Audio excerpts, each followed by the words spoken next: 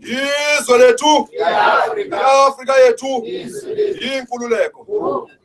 Ndiyabulela.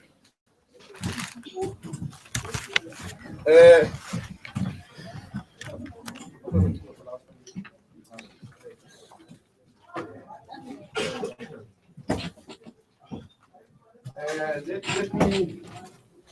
I'll sit down because it's not a presentation, it's just a conversation. Let me first introduce myself. Atabil is my name, Mumba is my surname, and no letter or level room or you can't get the name. It's how I know customer season. What you kind of trend on. Keep it in the heart of Eastern Cape.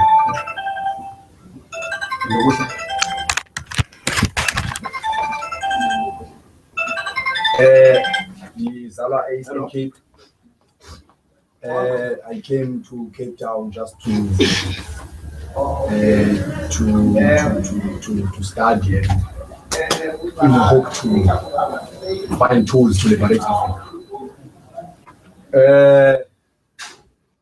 Probably work when I give up in the location. But I don't see myself in an office. Maybe my office will be in the streets with the people.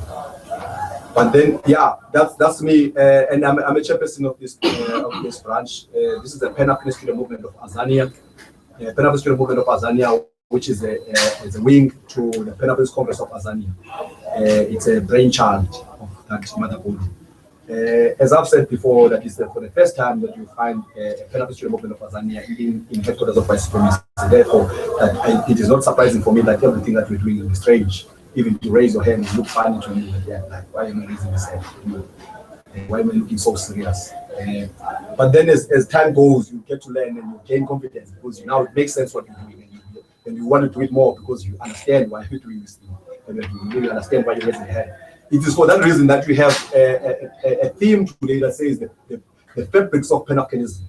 So there's this culture. There's this culture that you need to get used to. What is this kind of culture? What is this thing? That is because this movement seems to be different from any other movement. But then we are blessed to be in this space to have people who have walked through this path of the Pan Africanist movement of Azania. We have been in the corridors of Pan Africanism for a while, for a very long time. Who I've been next to me, I'll brief.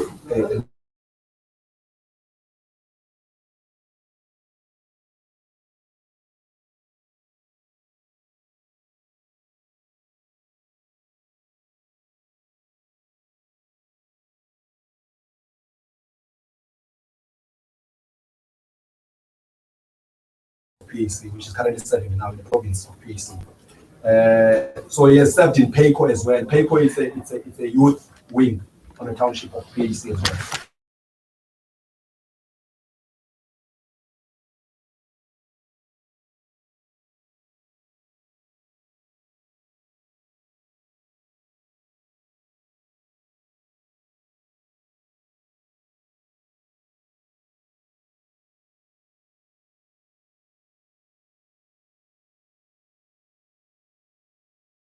Western Cape province for PAC. And now what just happened, we said news that just happened. There is a commander of APLA who passed away, Africa JJ Kabal. He's a commander who was training the APLA soldiers. APLA is a military wing of PAC, which was the first military wing to go on the field to defend African people from the white brutality. So this gentleman has passed away, has passed away unfortunately, and is in the Eastern Cape. That's where he's going to be buried. So today it's the veterans, all the veterans of the APLA force, they are going to Eastern Cape to that funeral. Therefore, he's organizing those buses. There's a lot of them. They're organizing buses for them to go to Eastern Cape. Some of them, he told me that some of them were supposed to fly, but there were some delays with the flights. So those complications that hindered his presence to be on time. But then he just told me that he'll be here within 15 minutes now, from now on. But then that will stop us from the conversation, obviously, because there are curiosities, just like I mentioned. When we want to know the genealogy in Africa of the word Poko, we must know the genealogy of the word Poko. We must not call it such a Poko. In the Rosmas Paul, we do it all the time. We call each other Poko. But if you sometimes I even wonder if I could just stop an individual in the Rosmas and say, do you know what is Poko? Maybe they will stumble and not know what to say. So we don't want to find ourselves in that situation where we say things that we don't understand. So we need to know the genealogy of the word Poko. Has done a good job in terms of articulating that, even learning from him about what does Poko. I thought I knew what the word genealogy of the word Poko means, but the way he would explain to me that what it means, you could really see that it comes from a veteran. And then we also want to know what it means to be a Pan Africanist also as well, because we call ourselves Pan Africanists. But what does it mean to be a Pan Africanist, or what does it mean to be within a movement of Pan Africanism as an individual? What does that mean to you? So there are curiosities in Africa that we want to know. But as the biggest presentation will be done by Bafo, who will be here by any minute now. So I think Keita Manjoy will do justice on that. But also not to forget, the noble queen back then. This is a former APLA soldier. So this is the person who was protecting you to be free today. He was carrying a gun just for you to be free today when you are sitting here. You may not know because the ANC does not publish everyone. But this is the woman who was protecting you with the gun, with the barrel of the gun. So you might not know. You might only know about those who advertise. So she's not from the Cape Town. She's from Pretoria. We are blessed to have her again. She was here on our launch. We're blessed to have the president of the PAC. The first time that a branch of PASMA was launched with the president of the PAC was here. Omama Tutu, I think, was here as well. Who was a wife of the highest commander of APLA, internationally recognized commander of APLA, was also here. So honored to have her. Yeah, so we're hosting here for the second time. She's also here, and I also said to her that she will have to share some words with the daughters, because sometimes we will approach them and say, "Can you come and join? We want you to be an executive." Like, no, I am afraid. I don't want to be in the forefront. I just want to be a member, an ordinary member. So maybe we'll share some light what it meant for you to take the gun and be on the field, and not say, I want to be at home and take care of children. So you abandoned that thing of taking care of children. You went to the field and took a gun and protected African children. Maybe they will have some advice. But I know you're not someone who likes to have the floor and talk. But then after the conversation, they might come to you and just to inquire what it meant to you to take a gun and protect the African children. Yeah, but Mafriko Manjoy will drive the conversation on that, and until Kenny Bafo will come with an actual presentation that speaks on the philosophy, more of the ideological in terms of Pan Africanism. But Mafriko Manjoy will just take us through the genealogy of the word from Africa, what it means to be a Pan Africanist, what it means to be within the student movement of Pan Africanism, what is our role within the student movement, why do we exist anyway within the student movement, and also you can also introduce it to a justice and introduce yourself within the flow of it. Thanks, let me greet you in a way that I know best how to greet you. Israel to Africa. Ingulule. When Atabile invited me to come and have a talk about the origin of this word, and also some of the interesting topics around Pan Africanism, I felt afraid because I'm a more of a behind the scenes person. Even cameras, they don't usually capture me. So but I will soldier on. First of all, let me introduce myself as he has done. I am Snetemba Manjuli. I am accidentally also employed by this university in the health sciences faculty. I am an IT consultant, so you will understand that I'm really behind the scenes person. I also went through the same phases. I joined PAC subconsciously. I think I was only 12 years old.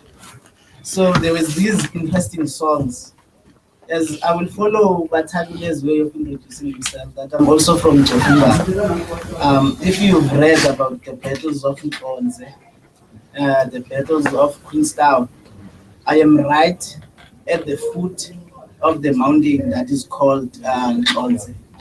That is the historical mountain for us, Pan Africanists, because many Poko warriors fell in that particular mountain. It happened, and growing up as a child, talking about PAC, I'm talking about early 90s. It has been something that the elders would not talk to you about, because it was regarded as an affair of the elders. Partly because our party, PAC, which the name is often interchangeable with the name of Bafo, it got banned when it was less than a year old. But if you read, you will notice that PAC was not only banned, it was outlawed. The reason you could not have conversations even behind closed doors about being a PAC member. So, from my understanding, we have been outlawed ever since we were a few months old. And what led to us being outlawed was the events of Langa and Sharpeville. I am sure if you like the small box, the television, you would have noticed that on the 21st of March of every year, the ruling party throws parties. They are celebrating the Freedom Day. We are cautious when it comes to language, because language reflects the type of a people that you are. If we will say the 21st of March, people fell in Langa and people fell in Sharpeville, and today we remember those people by celebrating. Maybe we are saying that their death was actually in vain. Amidst the media onslaught, social media, print media, and also television, PAC has always stood firm that on that particular day we commemorate the Langa Sharpeville Day. Some of us, we only learned that when we came to tertiary institutions. So, Africa, my preparation went, I didn't touch the ideological aspect, because I believe people like Kenny Bafo, they are much more familiar with discussing that part. So what I will do, I will just give the historical account of what happened. So after PAC was banned, it decided to take up arms. When PAC decided to take up arms, people like Putla Golibalo, Robert Sobukwe, they were having consultations throughout the country. So what happened is that, according to the Pan Africanist scholars, such as Asim Bash, came a question. You know, when you've got a brand, you like, I can see that you've managed to brand your FASMA in your city. You've got your special dances and special salutes. So what happened? Sobukwe, after the ANC broke away from the program of action, and then there was no choice for the Africanists to take up the cause. So Sobukwe went to Langa.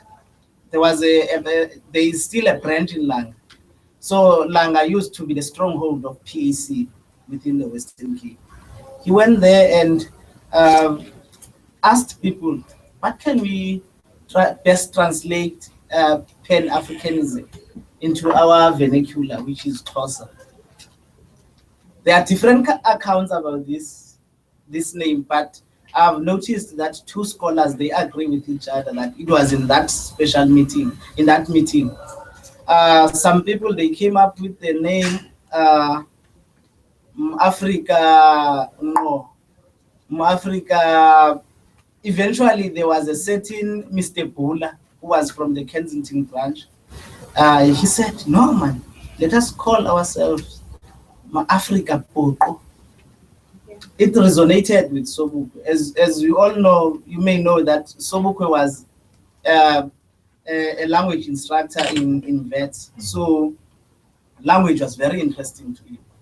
So when we look at the lexicon of the Xhosas, we notice that the word "poqo" is not foreign.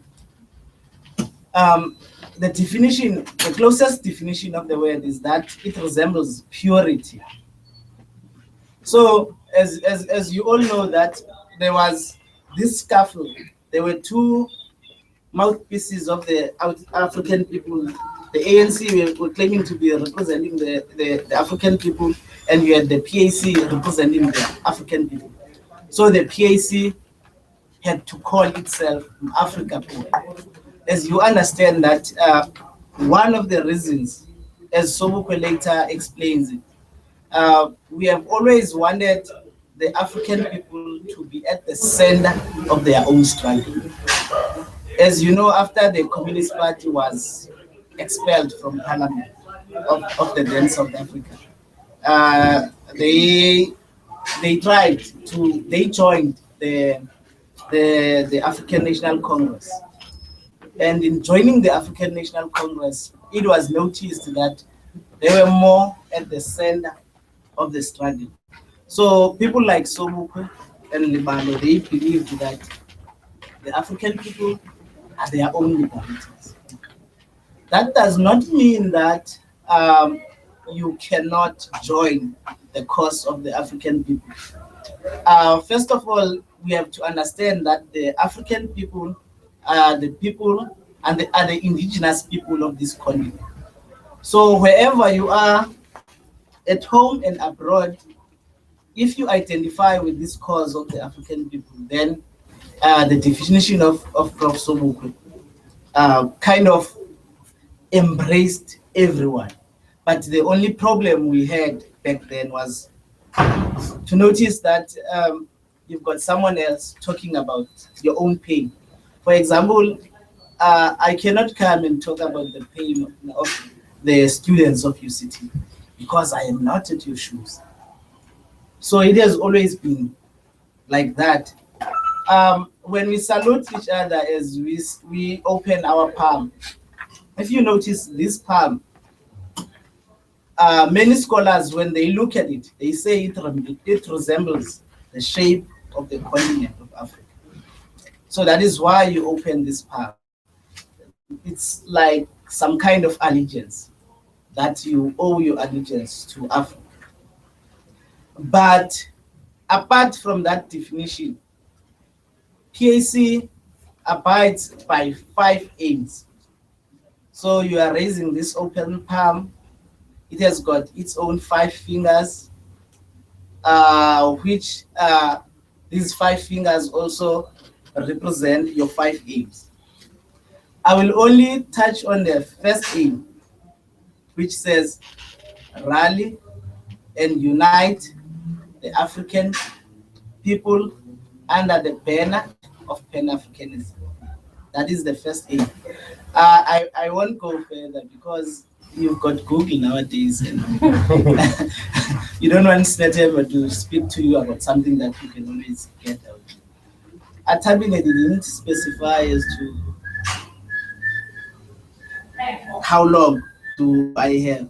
Okay, he's whispering via these technologies to me. So the 5 aim is, the first one is rally and unite African people into one national front on the basis of African nationalism. I am sure that Kenny Bafo will speak to you about what African nationalism means and also what Pan-Africanism means. And the second aim is to fight for the overthrow of white domination and for the implementation and maintenance of the right for self-determination of the African people. Meaning that we don't only, like the current government, we don't only want to massage one another with all these forms of domination. We want to overthrow all other forms of domination. One of them is the one that you are standing firm on, which is inherent folkism, white supremacy. I understand that you are very vocal, more than myself, about the fight against white supremacy. The third aim is to work and strive for the establishment and maintenance of the Africanist socialist democracy, recognizing the primacy of the material and spiritual interest of the human personality. Um, as many people would ask us, what happens when we overthrow white supremacy? We are going towards the establishment of that Africanist socialist democracy. People like Sobukwe, they have spoken extensively about what they mean. Because many people will think that we are against all these forms of governance. Then how are we going to establish our own governance? Our government will be the Africanist socialist democracy. Fourthly, our aim is to promote the educational, cultural, and economic advancement of the African people. So the African people do not only have to advance politically. As you might have noticed that most of the struggle was won before 1994, it was more political. Economically, we are still slaves. Spiritually, we are still slaves. And even culturally, we are still slaves.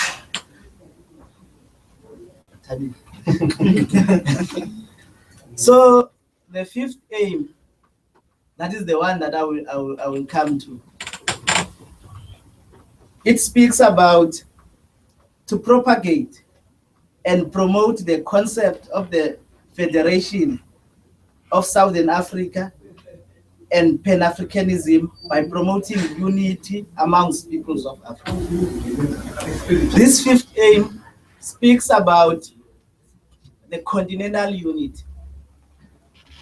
As you all know that one person, the lone voice currently about African unity, apart from the PAC, is Robert Mugabe, the president of the people of Zimbabwe.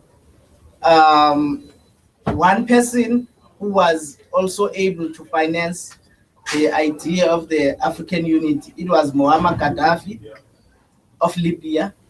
As you all know, he was handed down, killed like a dog. Many people, they were saying that they killed him because he was a dictator to his own people. But if you also follow your Google, you will follow that most scholars, they will tell you that he was funding a satellite that was going to be able to make sure that telecommunications in the African continent, we stop paying the foreign companies for our own for the satellites. As you will understand, most of you who are into communications, you will know that most of the communication, the internet that we use, it's actually the traffic goes via England. If I have to send a message to Australia, it goes via Britain. And then from Britain, it gets scattered back to wherever you were saying. That also applies back in the day when it came to the ships. As you know, the Mediterranean Sea used to be the center where all the ships would go. If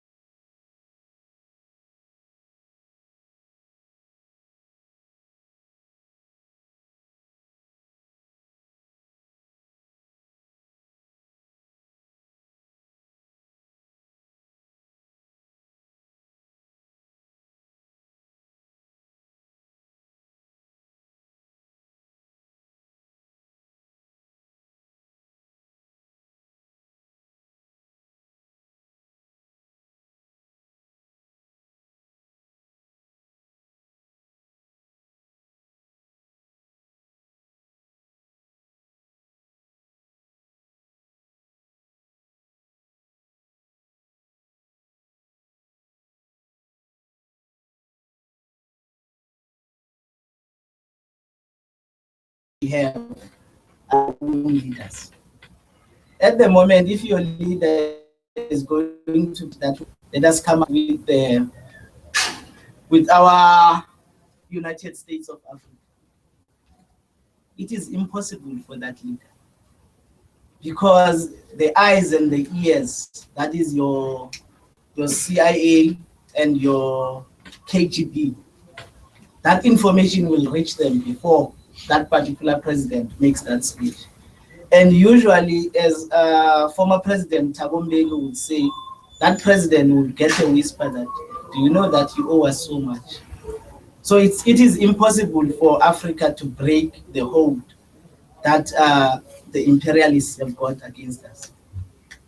Nonetheless, you've got people like the Pan Africanist Congress of Azania that are saying, it is not our debt that we are paying.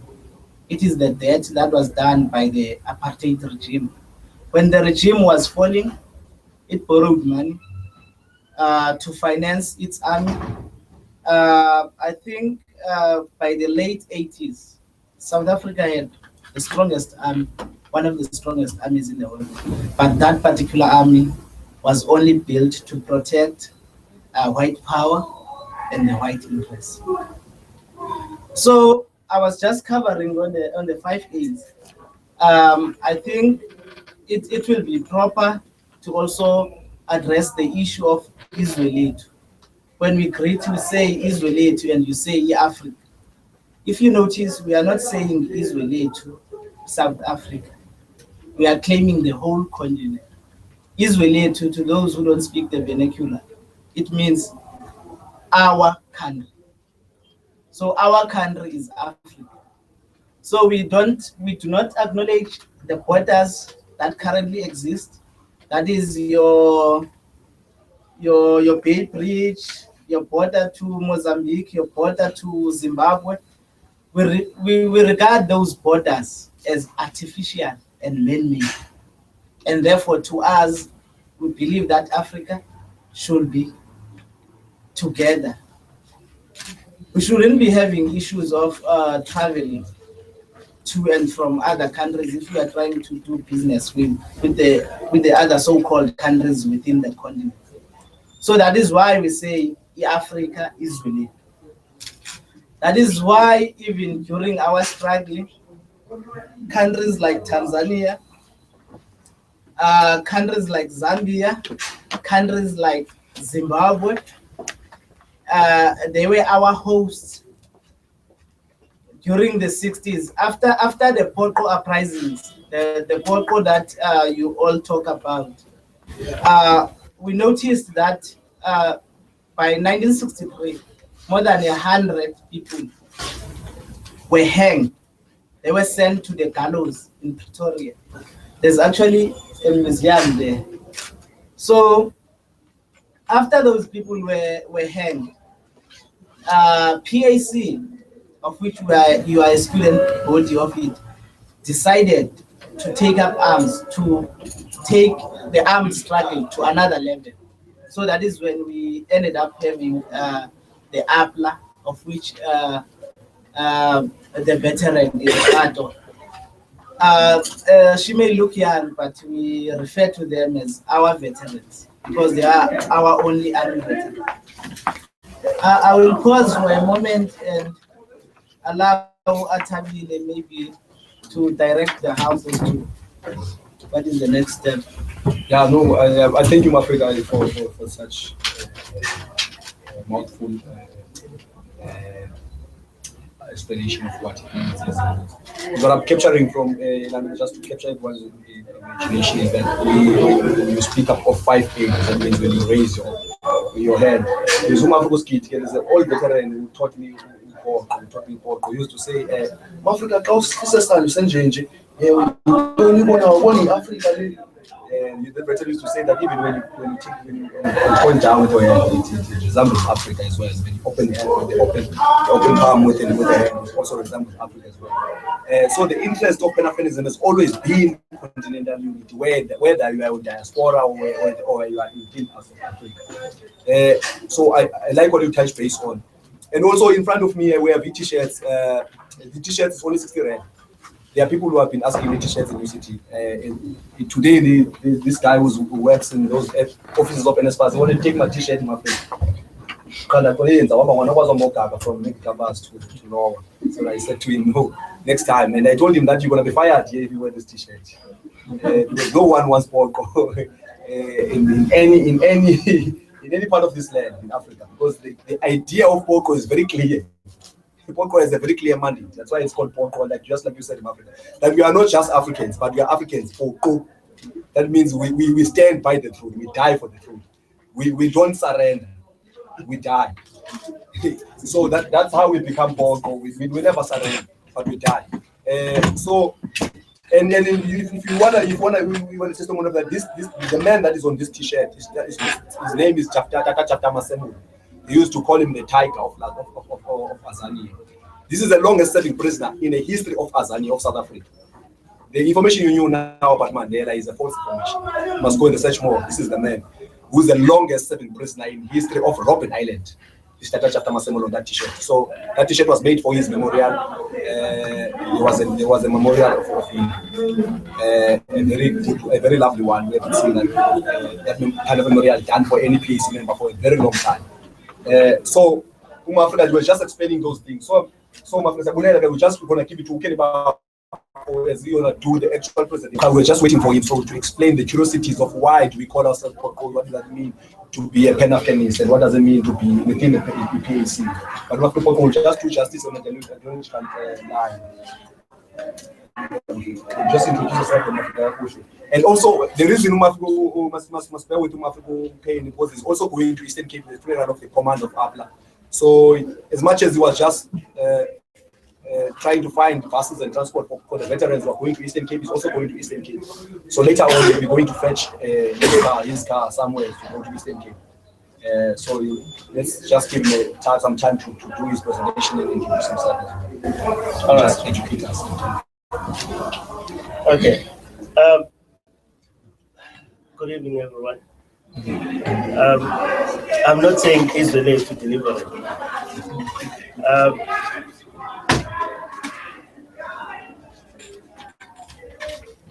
Let me know what's that.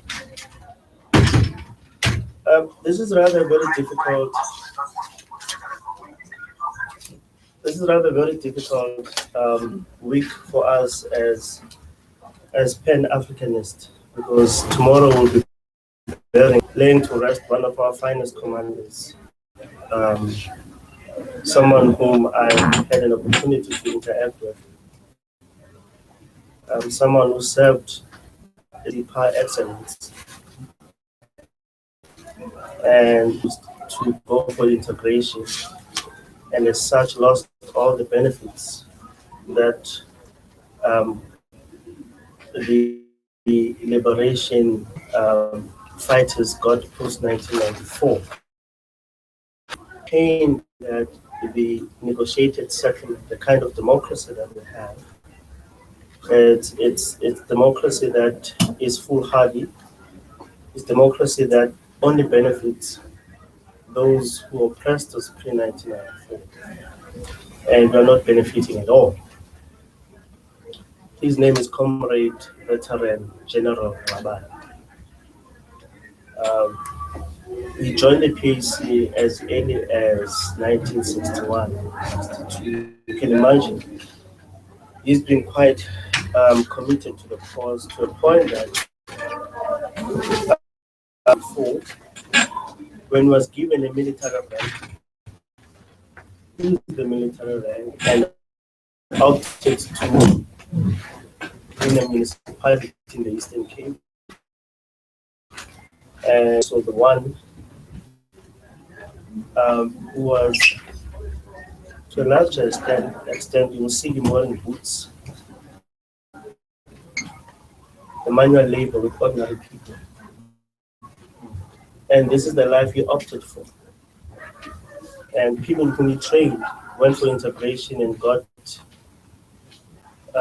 military promotions, and he just could not believe what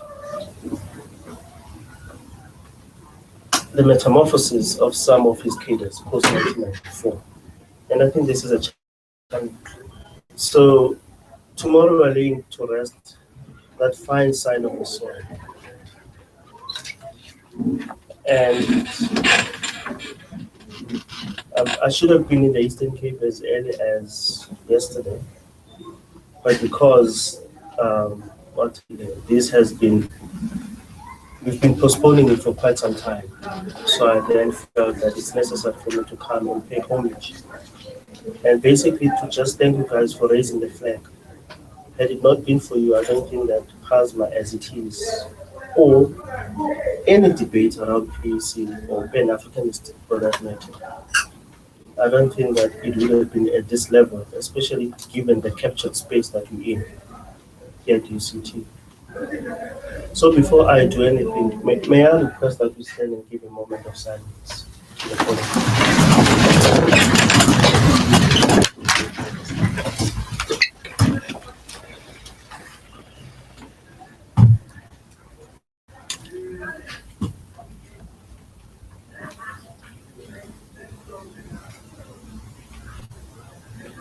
Isolated.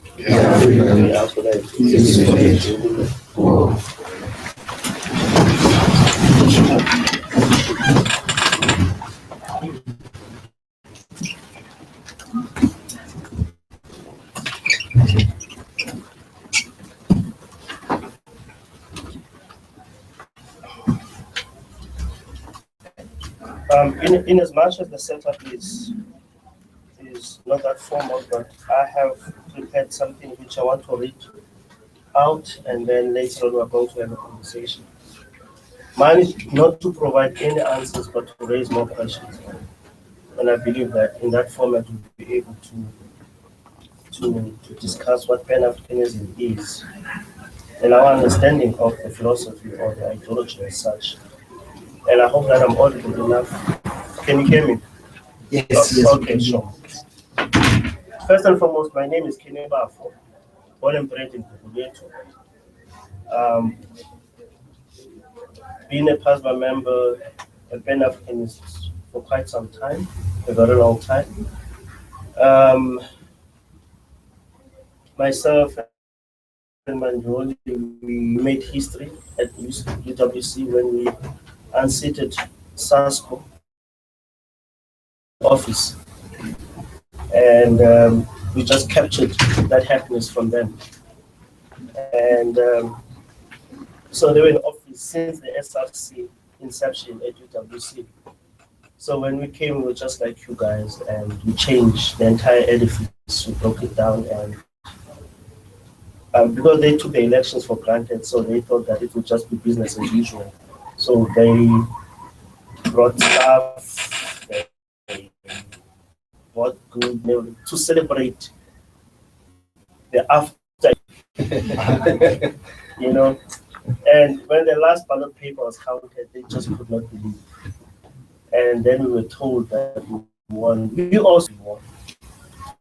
And as such, this is the thing about paying any Africanist.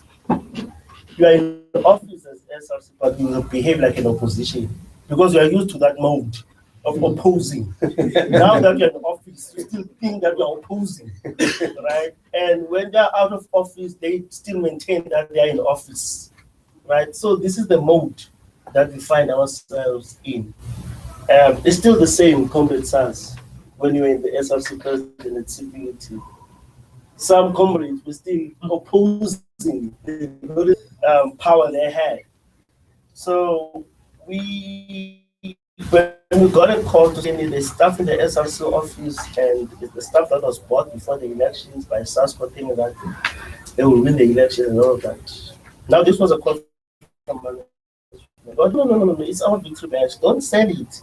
Just keep it there. Right? So we started on that phase, on that mode, celebrating around. So I have served PASMA. I was deployed by PASMA in the SRC. I've led an SRC. I served 2 terms as the PASMA provincial chairperson. I've served as a PASMA national secretary. I've been a member of the PAC NEC.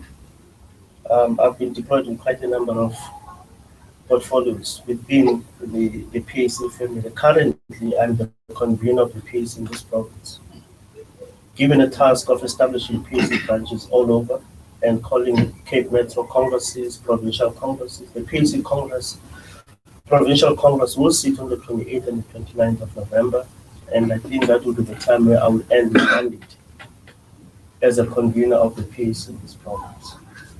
And my aim is to see a very stable PAC rather than a PAC contesting elections, because elections come and go, and they always leave us paralyzed as a party. And the aim is to ensure that we need a PAC that is rather more and consistent in its approach on issues. So this is where I am. I'm not yet a doctor. I had a big fight with this community. Right? I'm not a doctor yet. Right? It's Semantics. I don't want the Saudi on me or the Palo Jordan. I always maintain this to communities on the poster. Please don't put that. I'm not yet. Yes, I am an aspiring scholar. I am an academic. I've lectured in UWC. Currently, I'm at CPUT. So comrades, I'm not a doctor yet, right? But program director, the Pan Africanist student movement of UCT executive, the branch membership, student leadership, and with all other protocol observed, usually to my African. It's quite interesting, this term Ingulule. Some people do not understand that Ingulule in English means freedom in our lifetime. They think it's an ANC concept. But when you say Ingulule, we're actually claiming what Lembede said, because it was Lembede who came up with this concept. Anton Lembede, we claim Anton Lembede. The ANC also has the right to claim Anton Lembede, because Anton Lembede died while he was the ANC Youth League president in the 40s. But he was pushing an Africanist line. This is the person who groomed the likes of A.P. Mda, and A.P. Mda groomed the likes of Somo. Right? So we claim Lembede, and the ANC has got all the right to claim him organizational. We claim him ideological. Right? So this is the difference between us and how we claim Anton Lembede. Firstly, allow me to thank PASMA UCT leadership for the opportunity not only to present my thoughts to you, but also to pause for a moment and converse with as broad an audience as you are on this very touchy and very sensitive topic, the fabrics of Pan Africanism. Program Chair, when looking at the Oxford Dictionary for the meaning of the word fabric, one comes across the following terms: structure, material, constitution, framework, makeup. Fabrics also speaks about foundation. But at the core of these terms is the word basics. That's what fabric means. So with this in mind, allow me to say that a discussion on the fabrics of Pan Africanism is in essence a discussion on the basics of Pan Africanism. To talk basics is to talk the fundamentals, the essentials, the nitty-gritty, the necessities, the nuts and bolts. This in essence means having the courage to talk truth to power, no matter the price. The ability to confront the edifice of history and claim your rightful space without any fear of favor, executing what Ngungi Watiyongo refers to as moving the center and decolonizing the mind. To have a conversation like we're doing now is to ensure that we do not apply to these revolutionaries the likes of Kwame Nkrumah, W.E. Du Bois, Henry Sylvester Williams, Thomas Sankara, Patrice Lumumba, Robert Mangaliso Sobukwe, Steve Bantu Biko, Haile Selassie, Walter Rodney, C.L.R. James, Mbambata, Etwayo, Insa, to mention but a few. The prescript that out of sight, out of mind. These giants, these greatest men who have come out of our continent, either as native-born Africans or as slaves in the diaspora, paved the way and showed us the light. These men were all consumed by love, inspired by their observations, devoted all the time they had to Africa's emancipation and development. They kept the faith program, chairperson, and many fought a good fight in the belief that one day their deeds and actions will be revisited by many generations to come. Today's gathering provides us with that opportunity. A moment to pause and page back the books of our continent's history to see whose voices kept alive the revolution against oppression, whose voices warned us against neocolonialism and white supremacy, and whose voices still provide solace and enriches our conversations for Africa's excellence and Africa's unity.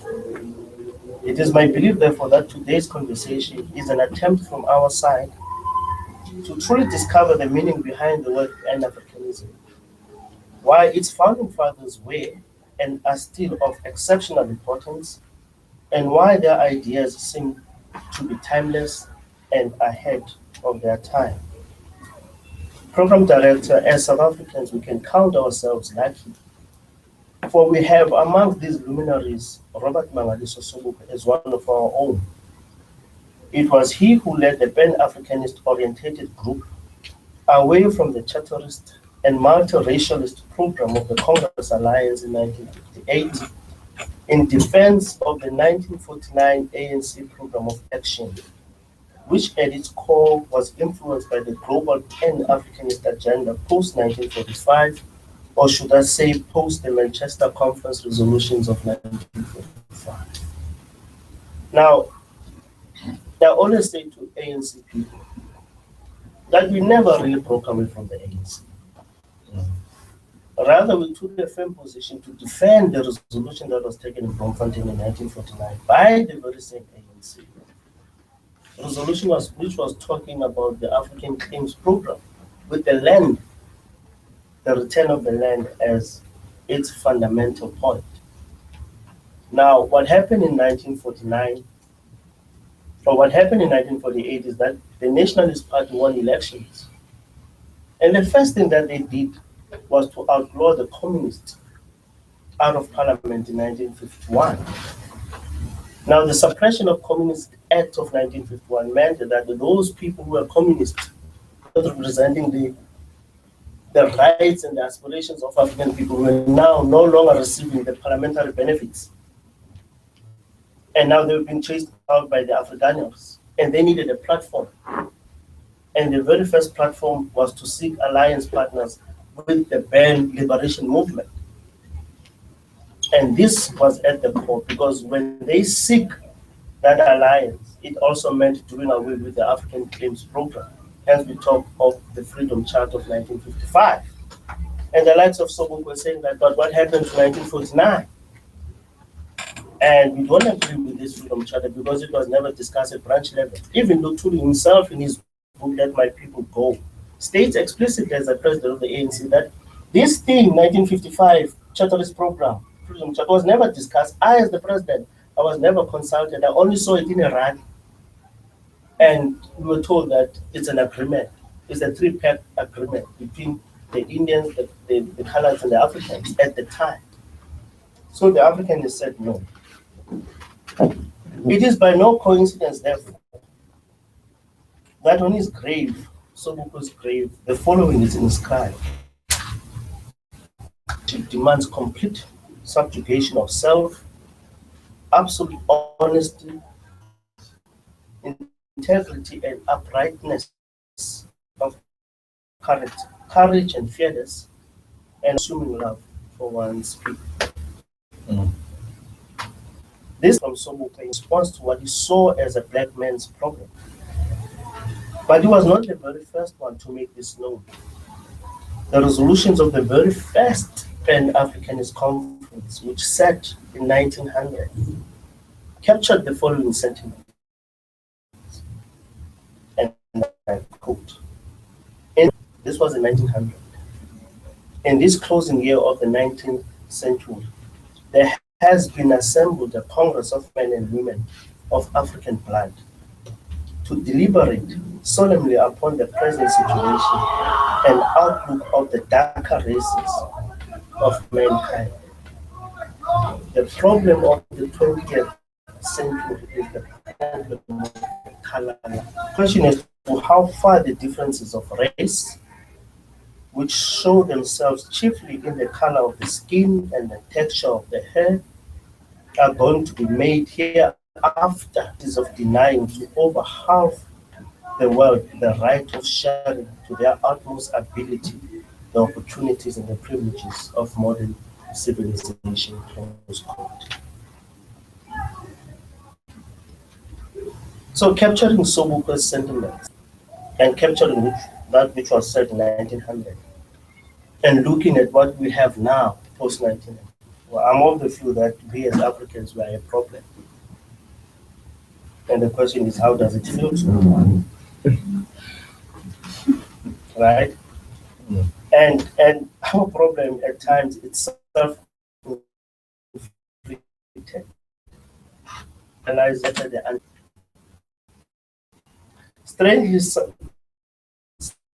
Strangely, some antidotes have proven most poisonous, requiring further remedial corrective problem as South Africans. 21 years into our democracy. Well, our problem is that we have too many problems. And we use these too many problems to conceal one fundamental problem that we have as apartheid survivors and now democratically oppressed living souls. The post-apartheid dispensation, as Professor Candido Kondlo in his Robert Mangaliso Sobuka Memorial Lecture for 2006, is marked, and I quote, problem. And it is marked by the rise of the new kind of selective memory, a new kind of exclusion. Currently, we are led to believe that one movement's history of struggle, one movement's leaders and fallen heroes are all embracing of the entire liberation movement. This attempt to stamp the entire history, our history, or history of the liberation struggle in South Africa with one or with the colors of one organization has made some of our heroes who were the victims of exclusion during apartheid and colonialism, victims once more. They are now victims of an exclusionary post-apartheid memory.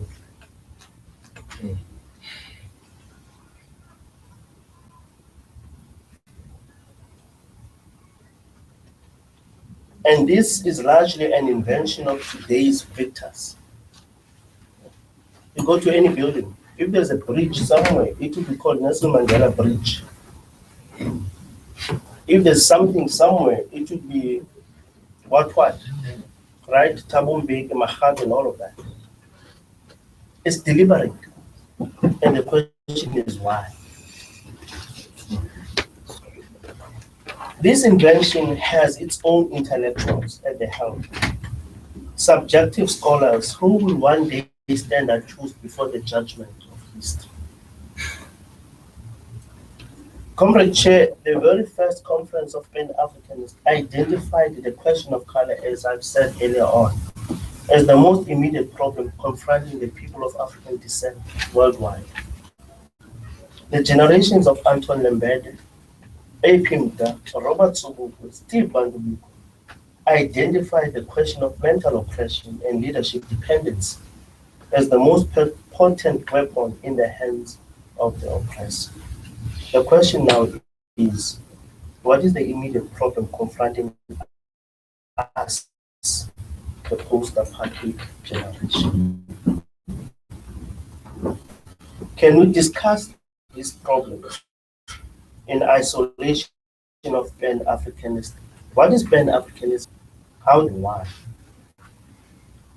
Before I attempt to give my own responses to these questions, I unequivocally state the following with regards to the problem confronting us post-1995. Our problem, Chairperson, is, or what I see as a deliberate and skillful attempt to present our history as one which starts from 1990, or our history as greatly influenced and shaped by Mandela. Such, he contributed all that he did this comfortably on Robben Island. He had visiting hours like anyone else. He was groomed. After 18 years, he negotiated for other prisoners. He was moved to Portsmouth, moved to a house, and then he negotiated the release so that the world can be ready for him. That's what he did.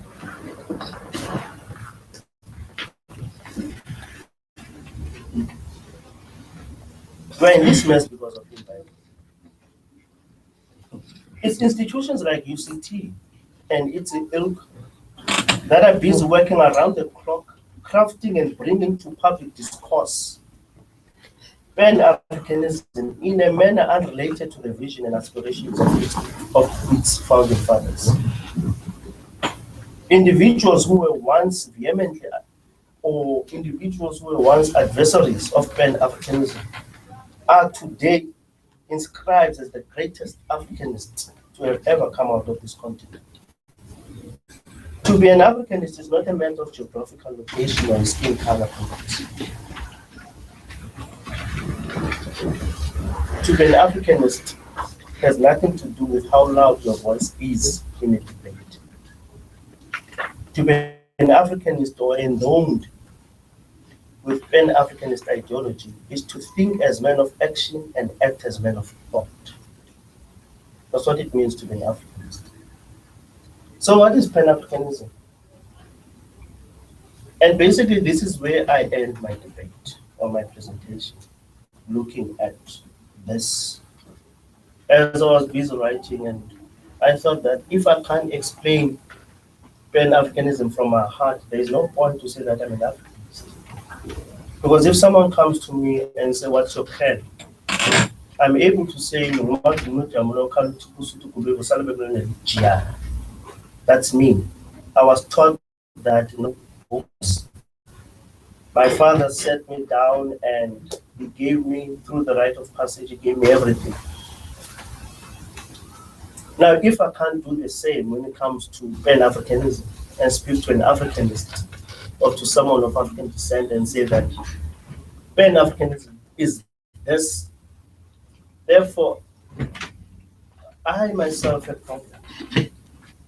So, I'm going to close this and speak from my heart as to what Pan-Africanism is all about. Now, there is a debate about the origins of Pan-Africanism. And that debate is saying that Pan-Africanism was influenced by the Rastafarian movement in the Caribbean. It's a movement started by the Africans in the diaspora to say that they are longing. They've come to acknowledge that they were stolen from the continent as slaves. And as such, they want to go back to the continent. The Marcus Garvey movement, back to Africa movement. So there is that school of thought that says that Pan-Africanism comes from that school of thought. There are those who say that Pan-Africanism is not an important ideology. Rather, it's exported. It's us saying to those who were stolen, come back, this is your home. But where do we find each other in this definition? Now, the very first, the word N means all Africans. That's what it means. Now, before 9 attempts to bring Africans, but the very first formal gatherings of Africans was organized by W.E. Du Bois.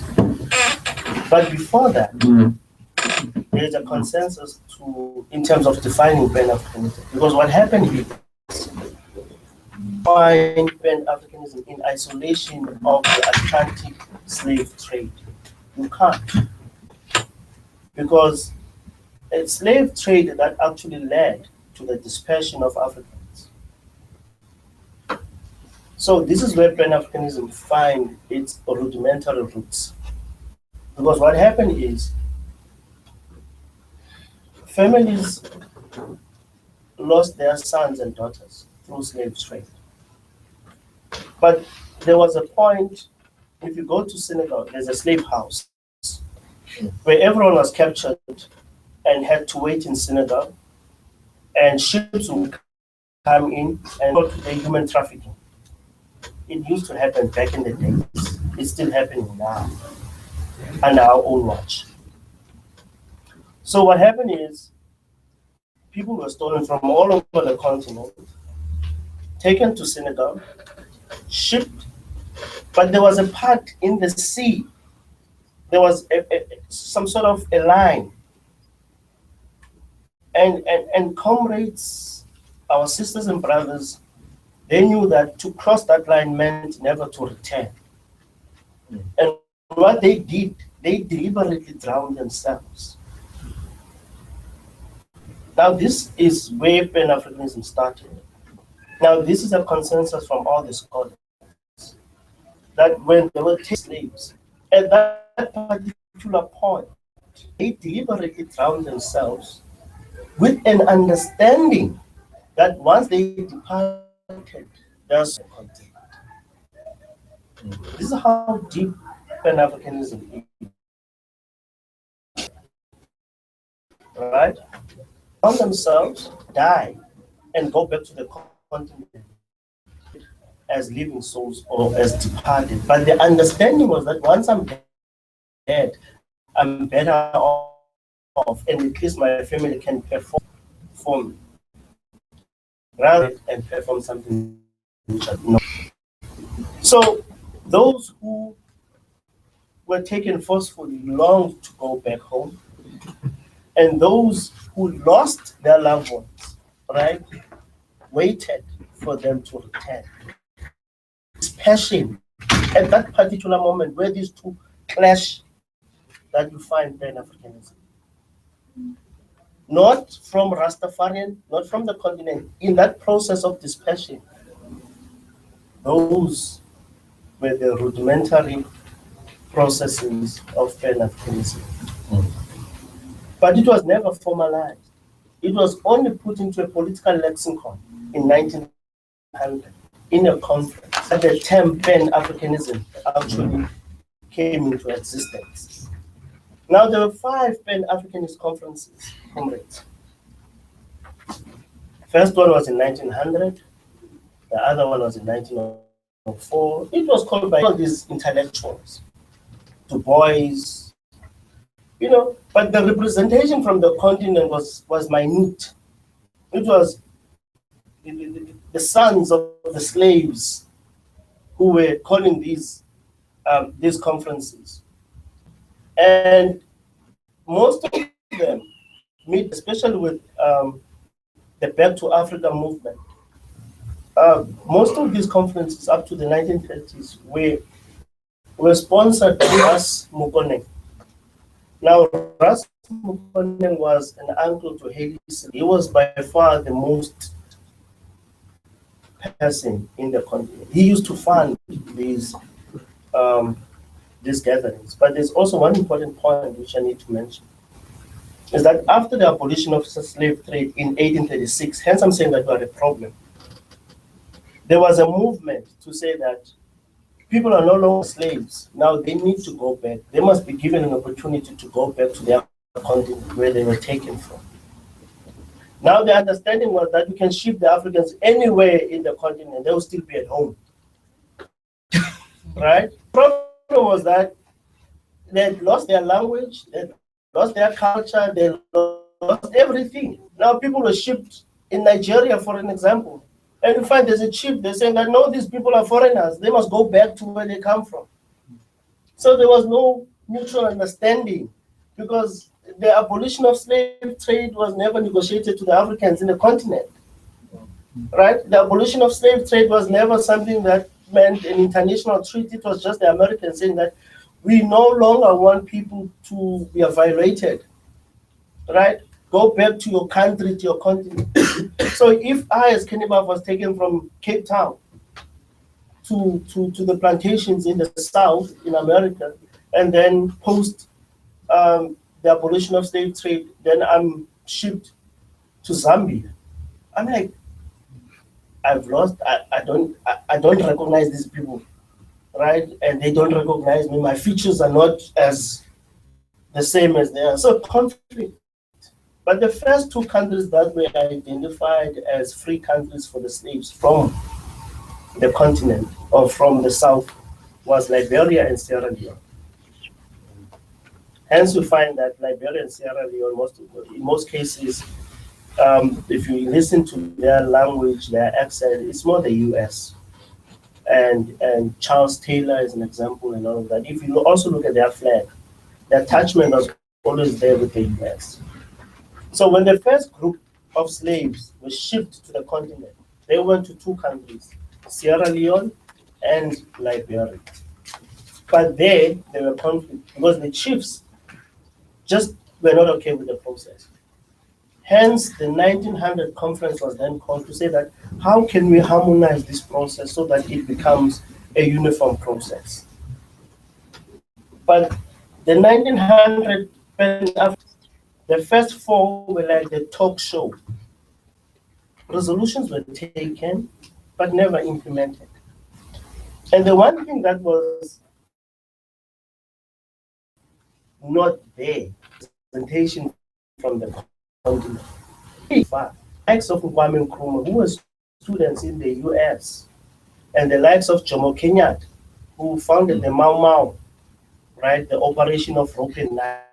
I can't go into this whole thing of Boko is influenced by the operation of knife and rope. In how they fought for their independence. Did you watch the movie The First Grader? Did you watch that movie? Now, this is what happens, right? The Mau Mau soldiers, they had to take an oath of allegiance. And that oath meant that if they were caught, they had to either they would stand firm, be killed, or killed. So in 1945, the fifth Pan Africanist conference sat in Manchester.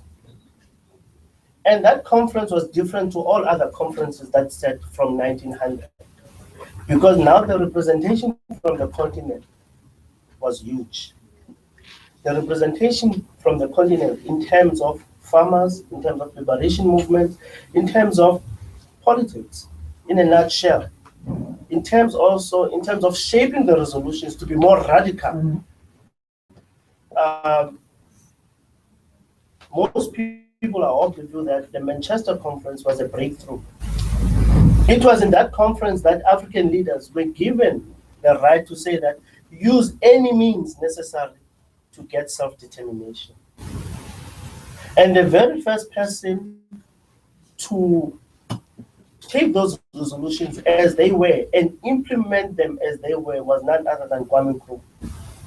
He took the Manchester resolutions, he implemented them in Ghana, hence Ghana got its independence in 1957 because they were the resolutions of Manchester.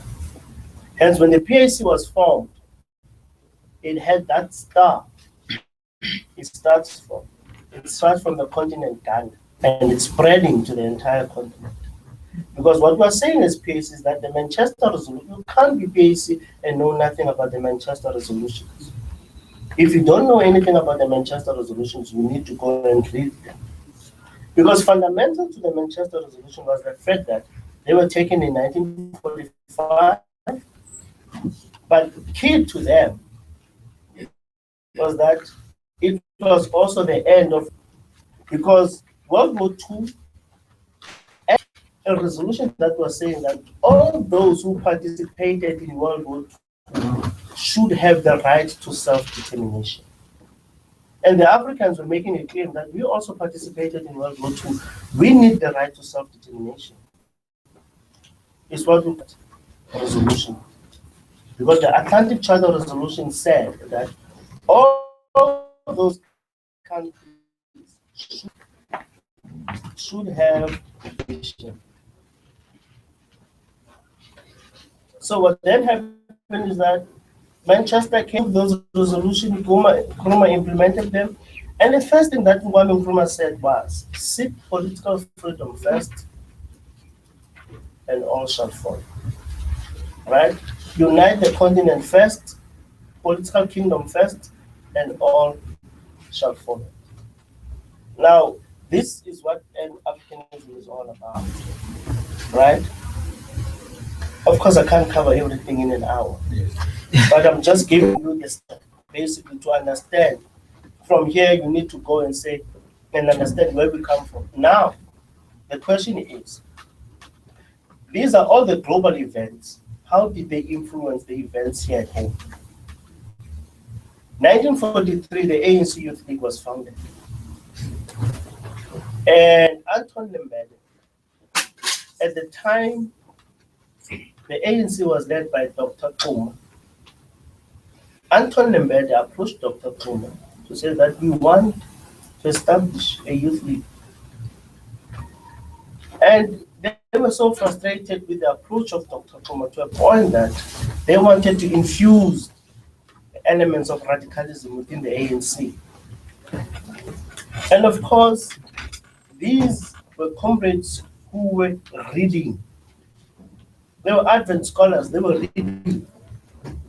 And they were aware of what was happening outside the borders of the continent. And they did not ascribe to this notion of South African exceptionalism. Hence, in the founding document of the PAC, we said that Africa for Africans, Africans for humanity, and humanity for all. So 1945, the resolution was taken, and the ANC Youth League then, through Sobukwe, wanted to shape the ANC. But they then discovered that these old men, just like Julius did when he was still the president of the ANC Youth League,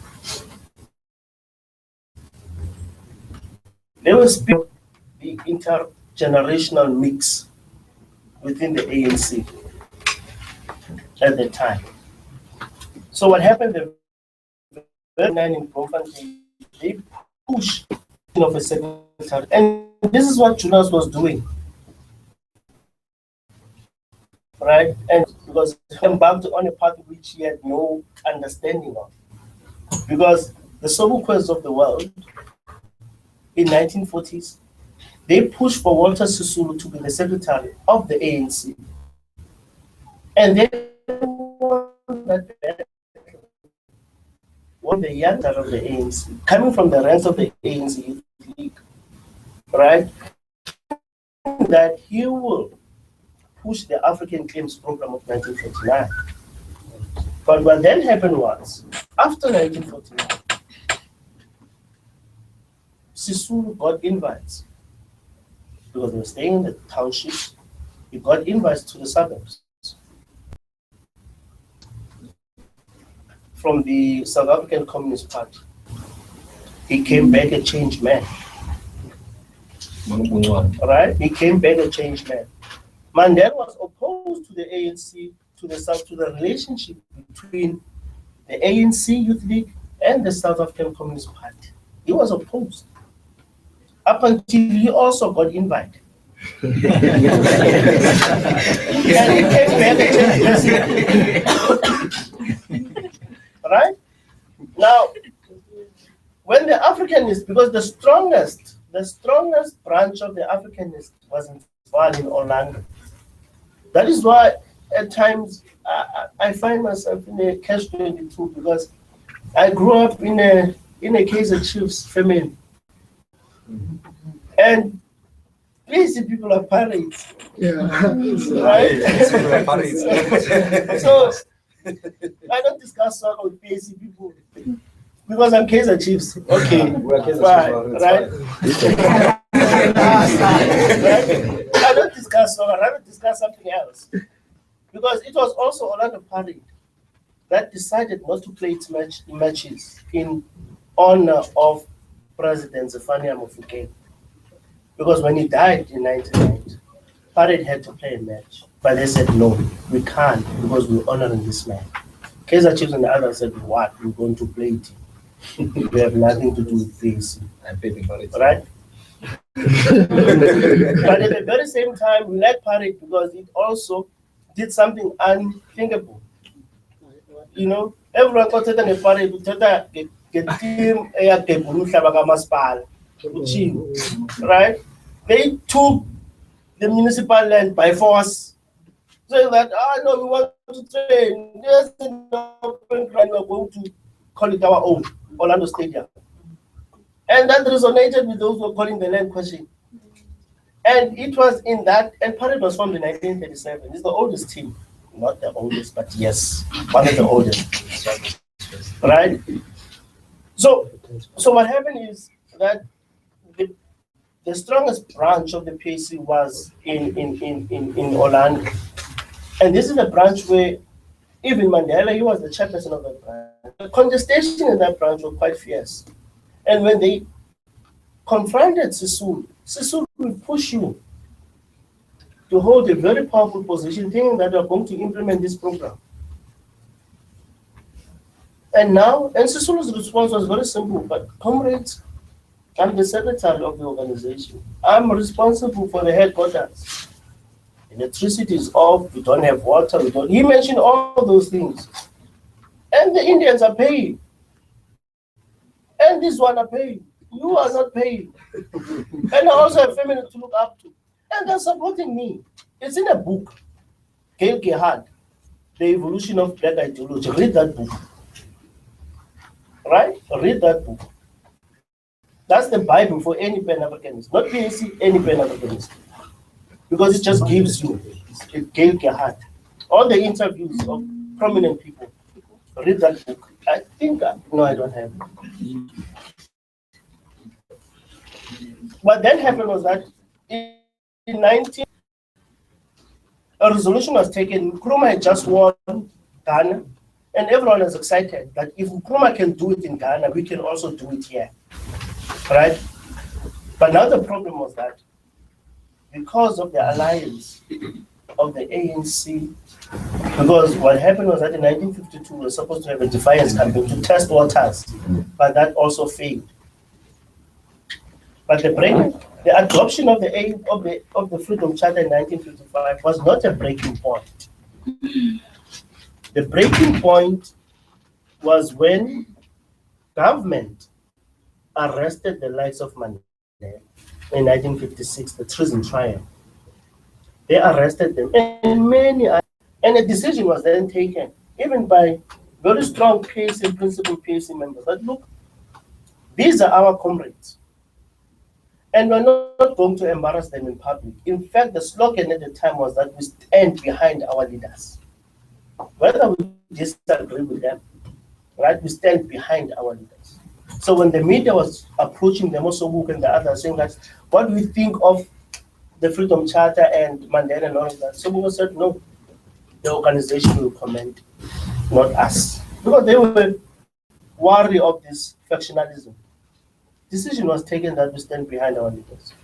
The Freedom Charter was taken and adopted in 1955. And when people said we're not happy with this, a promise was then made that no, comrades, we are going to have a conference in 1957 in 2 years' time. This is where we're going to discuss these issues. Come 1957. Now, one of the measures that were taken against the lives of Mandela and others was that since you are banned, you cannot address more than 2 people. Since you are banned, you cannot address a rally. So the majority of the leaders, right, were then arrested. That meant that a second and a third layer leadership had to take responsibility. Now, these are the people who knew nothing about the adoption of the freedom.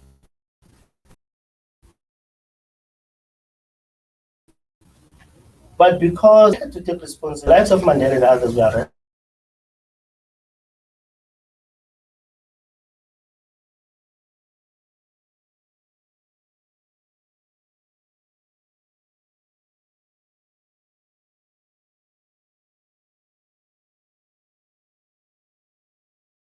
On the 1st and the 2nd of November.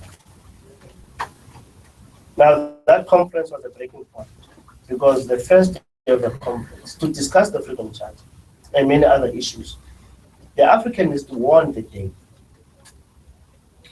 And the second day, when they came, they then discovered that the likes of Mandela and the others had hired gangsters, Tsotsis, to surround the day. And the most feared person in Orlando at the time was the late Joe Modise, right? The former Minister of Defense, the one whose name always keeps cropping up in the arms deal investigation. He was the most feared guy.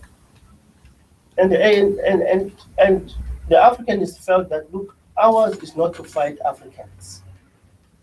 And they wrote a letter. Now, if you have that letter, you understand why we call ourselves Pan Africanism. They wrote a letter saying that the letter was delivered by S. Tingendani to O.R. Tambo. O.R. Tambo understood the sentiments of the Africanists within the ANC, and he was the most closest of them. He was the most closest to the Africanists. And the letter clearly stated that, look, as this group, we have come to the parting of ways. That's basically the long and short of it. As Africanists, we feel that this movement is no longer serving the needs of the African people. And we as Africans have decided to part ways in defense of the 1949 program of action. And there was a huge debate from 1955, but now it was intensified on the 2nd of November. Because 2nd of November 1958 is when we officially submitted a letter of parting ways with the ANC. And from that day onwards, right, discussions were held day in, day out of what we should do. And it was then decided that on the 6th of April, the following year, 1959, we should form an organization and call it the Pan Africanist Organization. And the reason why we call it, it was called on the 6th of April. It's very symbolic. The known date of Jan van Riebeeck's arrival is also the 6th of April, 1652. So when we launched PAC ship on the 6th of April, 1959, symbolically we're saying that at some point we will reverse everything that happened post the arrival of Jan van Riebeeck. And one of them is to present Africa as a backward continent before his arrival. Right? And one of them is to present Africa as a backward continent, a savage continent that knew no Christianity or had no religion. Today people speak of colonialism, right? Of course, that's a debate on its own. But the point that I'm making, the point that I'm making is that you first need to understand what we mean by Pan Africanism, and you also need to understand what is it that we want to achieve. The reason why we have bodies is because these powers met in Berlin in 1884 and said there is no point to fight about it. Africa is huge. Let's just share Africa, right? Hence we had borders. Those borders were not crafted by us, crafted by the superpowers in a conference about us without us, right, in Berlin, right? Hence today, there are three dominant languages in the continent. It's English, it's French, it's Portuguese. We have the Francophone, we have the Lusophone, we have the Anglophone, right? And they talk about, they give you an idea of how or who colonized us.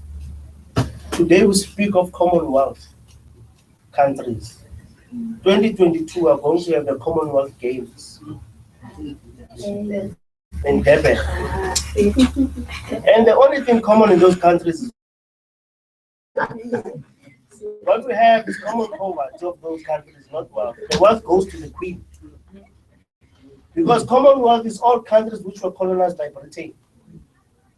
And they used to have those games in celebrating of the Queen's Jubilee. And today, post-1994, we are happy that we are going to host the Commonwealth Games. Right?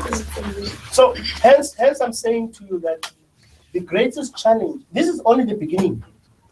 The challenge that we have is to sit down. That's the most important thing first. Make time for yourself.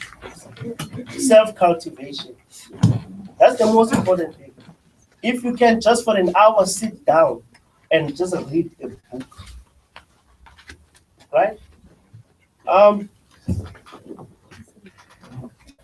We have, you see, post-1994, one's intelligence. This is also where Pan Africanism comes in. One's intelligence is measured by how well you speak the Queen's post-1994. One's intelligence is measured by how well you can speak the language, how proficient you are. I'm learned in English, I'm not proficient in English. It's disgusting to stand in a queue at Pick and Pay and listen to an African mother speaking to an African child in English. Only when she's angry, the better. Only when she's angry, then she speaks her language, the better. It's profound because it also says that we're not angry enough as people. We're not angry enough as Africans. Because it means that if we can be angry, then we can speak our language. We're not angry enough. We are comfortable. And more comfortable, more you speak the Queen's language, the more you are comfortable. Of the uncomfortable to make the comfortable uncomfortable and all those comfortable. Pastor can come up with slogans. Because really, this is what it's all about. The minute we are angry, when we were angry mid-90s, ANC deployed to let's pray. When we were angry, we are, because every time we're about to break through someone point, someone stops us.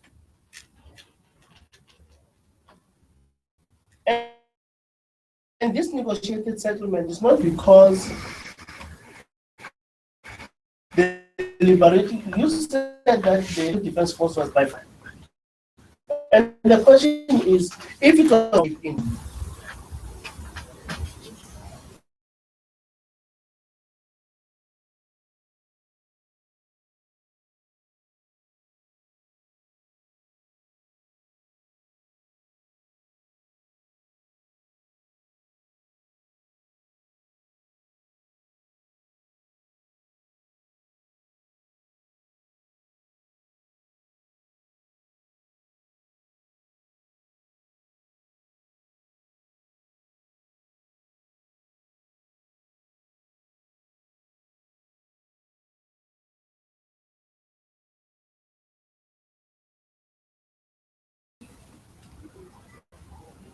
up until we are able to speak our own language and be able to tell our own stories in the manner that suits us, we are not liberated. Up until this captured space is transformed radically, so that at least you can move from lower campus to upper campus and do everything in your own language, then the space is not transformed. Because if you go to Stellenbosch, you can do farming, you can do mathematics, you can do anything up to PhD in Afrikaans. And you don't bother about trading with the rest of the world. The Chinese did that. But the minute you say something in your own language, they say you backward, you savage, you tribal. Everything that we are not embracing. And the first thing that the Pan Africanists are saying to us is that we first need to be true to ourselves. You are a problem here at UCT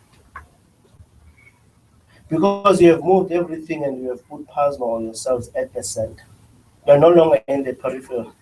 Everything revolves around you. You're not revolving around something. This is what Wong is saying. And they're speaking a language because that emblem, everything that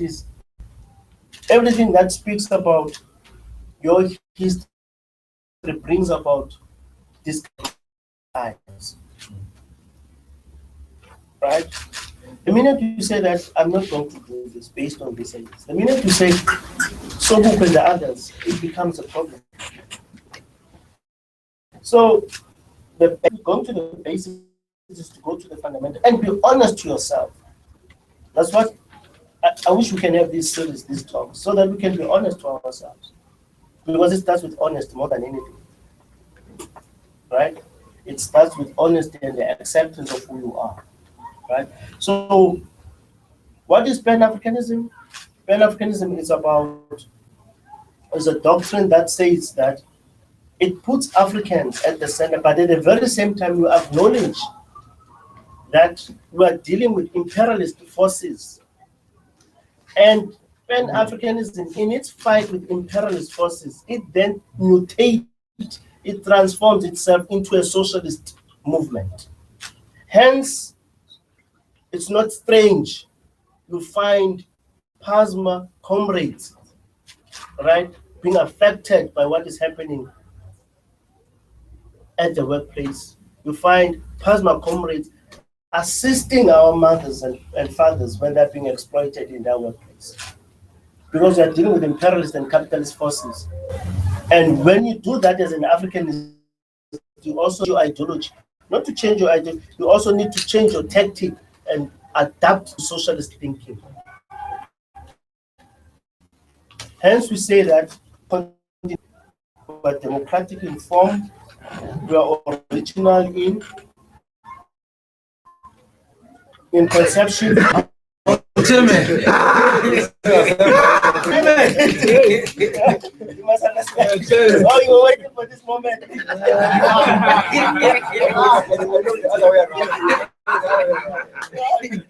need to look at it from all angles. You know, in school.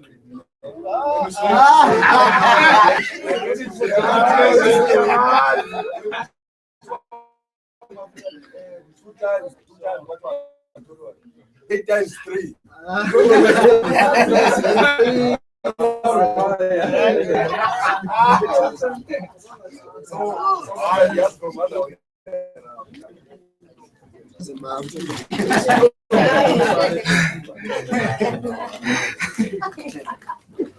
Yeah, so in closing, allow me to make the following quotation.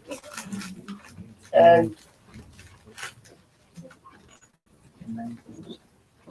we subscribe to the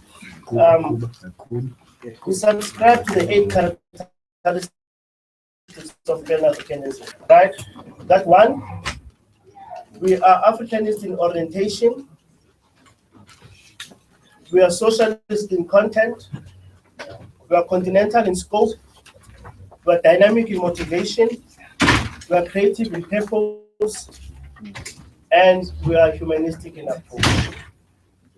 That's us. We're very sweet, but don't. We're very sweet, we're very humble, but don't push us. Don't push us. Hence, we are even proud to say even today that we still maintain the one settler, one belief, unapologetic. We are not apologetic about that, right? Because Sobuko said that in a democratic South Africa, the shape of your nose and the color of your skin should be irrelevant, right? If you read Fanon tells you that it is through violence that we cleanse ourselves and a new nation is formed.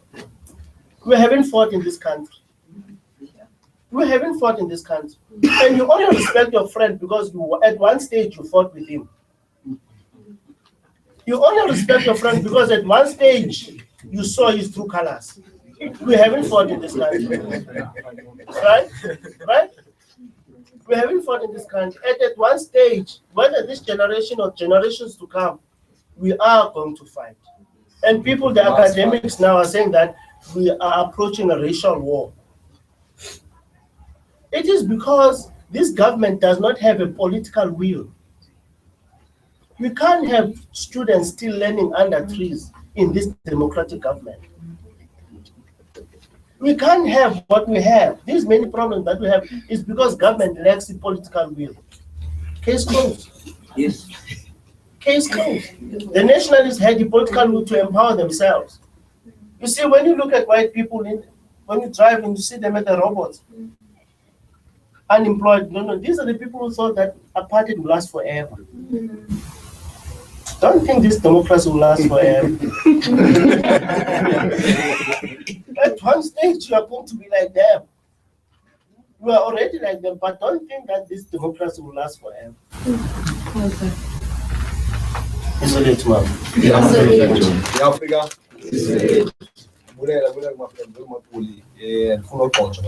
I'm going to email you the paper. Yeah. And then you can get it from me maybe in 2 weeks' time. Yeah. All right. Yeah. Those who are on Vula, Pasma Vula, will already get it as well. And those who are not there can just email this. Yeah, my friend, this one co-op, you have stated very clear. I always maintain this position that we are just closing with, that we fight ideas with better ideas, but we fight force with greater force. That's Pan Africanist. So we remain firm in that in Africa. But then I'll just open up to a floor, considering time, and then there's coffee outside there. And then I just stated this, the t-shirt here is 60 Rand. So you can get the t-shirt 60 Rand. And there's a paper going around, a sign-up sheet going around. Bafo is one of the people who always advise me, this can't be serious too much as PASMA. It must not be too serious because we are leading young people. So we must also have activities that speak to to the youth. So we are going on the 17th. We are going to the beach, Musenberg. Come to Musenberg. It's only 100 Rand for everything. I'm told that they are.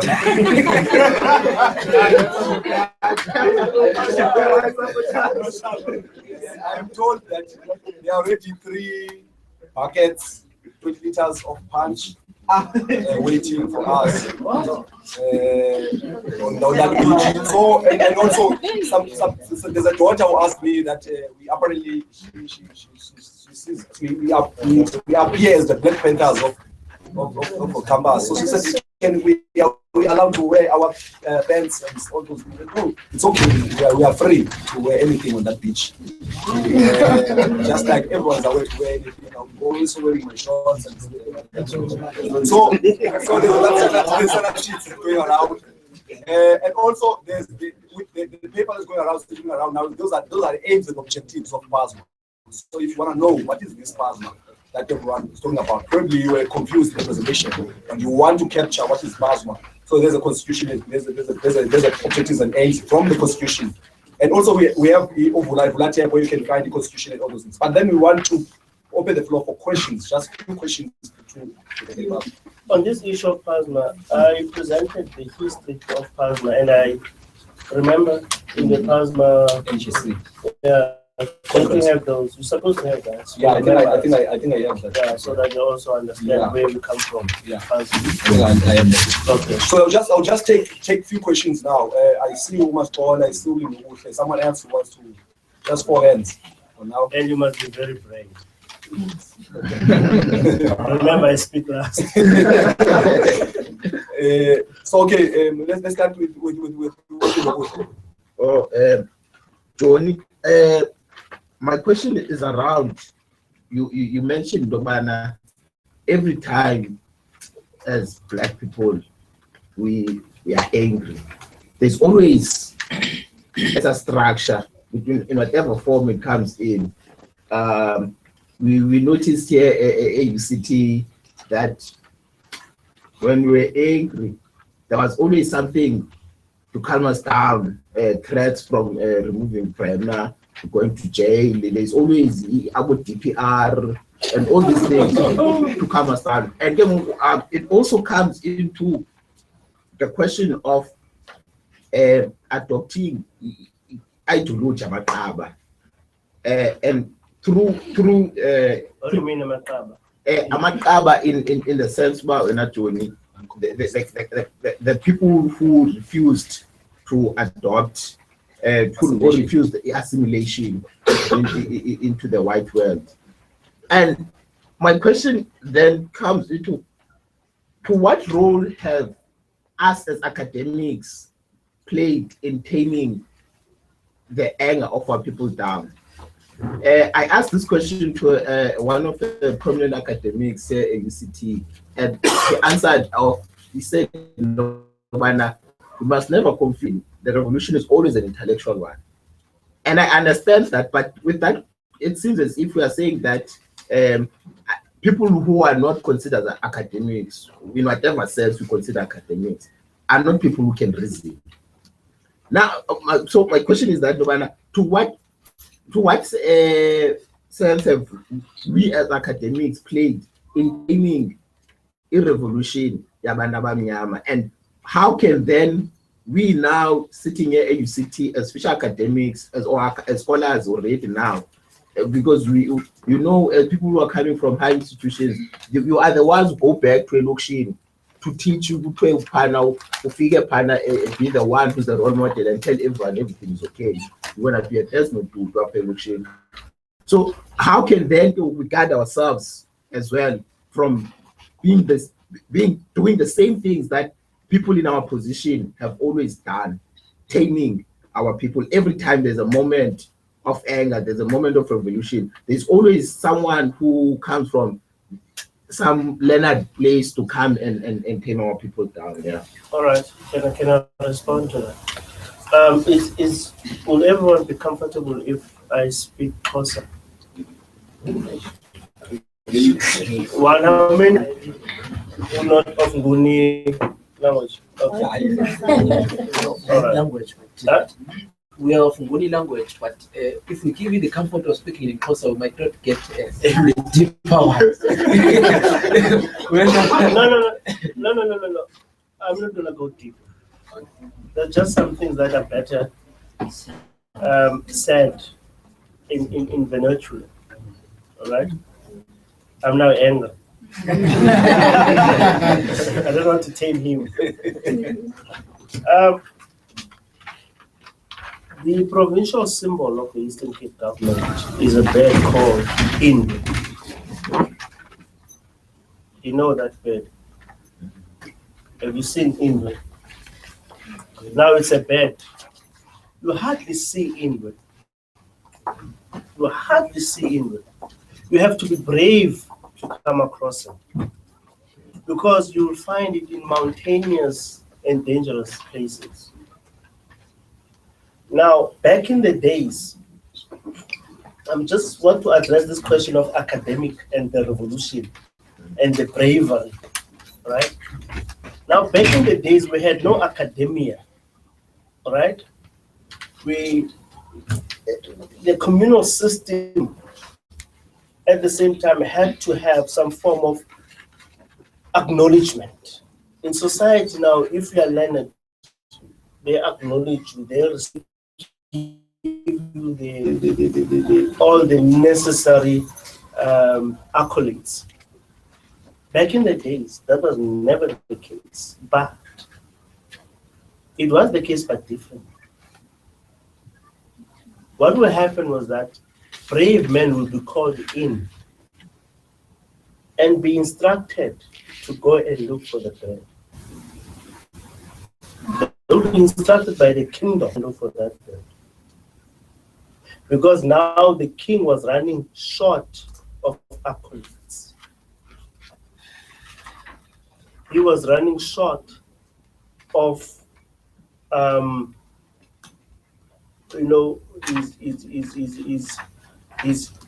his gift. If someone has done something good in society and all of that, he was running short of kingly gifts to that person or to that family. Men were called in once, let's say once in 3 years, to say the king is requesting, or a clarion call will be made that the king is now announcing that people who want to go and, or who see themselves as brave, right, must report to the king. And the king will just give them instructions that go and look for that bird. I want that bird. The kingdom wants that bird. Now, men will go for months on end looking for that bird. Mountainous areas, negotiating the terrain, snakes, lions, leopards, just to get that bird. Others will never come back in search of that bird. Those will be lucky enough to bring the bird to the kingdom, right? What will happen in their presence is that the entire kingdom will be called. And these men bear names. And then the king would not call anyone, but would call a skillful person to take out the feathers of the bird, right? Hence today, even the highest accolade in the ANC is called Isitwalandwe. Because those birds, those feathers, if you look at the kings, Mswati and the others, those feathers are a symbol of bravery and courage. We've never had those academic attires, right? Academic attires, you are not this Twalandwe, you know. Professor.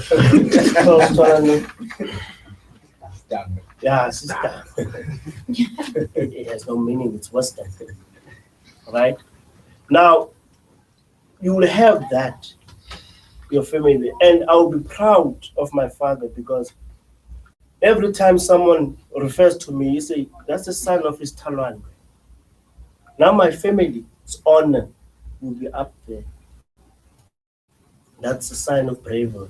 That's a sign of courage. Now, these academics, apartheid thesis in Stellenbosch, it passed. It passed. He wrote on apartheid the concept of good neighborly. He passed. He was supervised. He passed it, and he was employed in government. He took it as it is, and he implemented it. The concept of good neighborly. Hence, it resulted in homemade system. If you read Antonio Gramsci, he speaks of what we call organic intellectuals and inorganic intellectuals. In Xhosa, we have people who never went to school. In any culture, we have those people who never went to school, but I can tell you they will take you on with your Western education. Right? JC elders. Right? They will tell you the history of this land.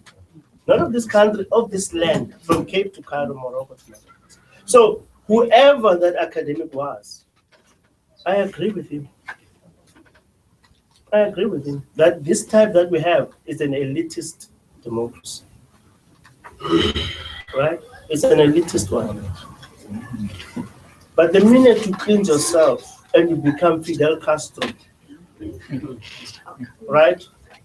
You do away with the suits, you wear that attire, right? You become Che Guevara, who by profession is a dentist, but decided that this is not serving my people. To say open, it's not serving my people. Open your mouth, it's going to delay the process. Right? He then opted for the real revolution. Now, education is supposed to serve the nation. It's supposed to enlighten people.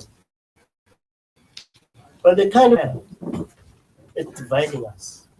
It makes you to see yourself as being better than the next person. Right? That's the kind of service, that's the kind of age. Hence we say, to us, education means service to Africa. That's what we mean. Right? And to us, what we mean is that the higher you go academically, the more simpler you should sound. But what is happening is the reverse mode. The higher you go, the more confused you sound, and the more complicated you sound. Now, what's the purpose of going to tertiary if you're not going to explain Pan Africanism to the layman? Hence, I said, when I presented, I said, okay, now I've done my introduction, let's talk Pan Africanism. I'm going to put this aside. Because Pan Africanism is not about going to the library, it's about what I know. No book was written by a Western person can tell me of my own experience. Because Pan Africanism is about the inner soul, what I feel. Right? So it's when you put this aside and say, why are you a problem? And how does it feel to be one? Do you know that you are a problem? And you say, Mina, I was never understand. I said, no. It's not about that. The fact that you are an African, you are a problem. Case closed. So to respond to your question, my leader, is that all these processes, they've got their intellectuals that they have. You know, one guy said to me at one stage that the reason why ANC in China is because I'm a Kaba, the non-conformist. The ANC has pushing now. But what's your problem? Aside, we are going to discuss policy issues there.